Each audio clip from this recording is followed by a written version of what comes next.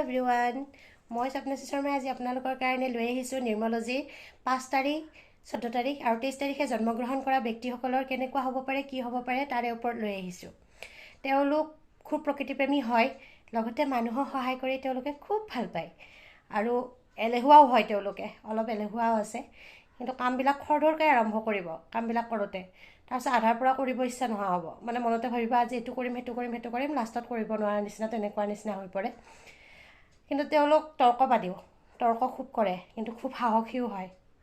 তেওঁলোকে মানুহক, প্ৰকৃতিক প্ৰতি বহুতখিনিয়ে আকৰ্ষিত। তেওঁলোকে যিকোনো পৰিস্থিতিয়ে নহওক, তেওঁলোকে ধুনীয়াকৈ মেনেজ কৰি লৈ যাব পাৰে। বেয়া ভাল পৰিস্থিতি সকলো ক্ষেত্ৰতে তেওঁলোকে মিলি যাব পাৰে। তেওঁলোকৰ জীৱনটোত বহুত উঠা নামা হৈ থাকে।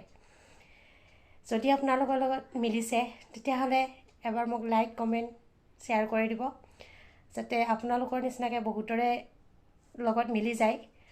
আৰু যদি আপোনালোকৰ নিউমৰলজি কনচাল্ট কৰিব বিচাৰে, তেতিয়াহ'লে মোৰ লগত যোগাযোগ কৰিব পাৰে। Thank U.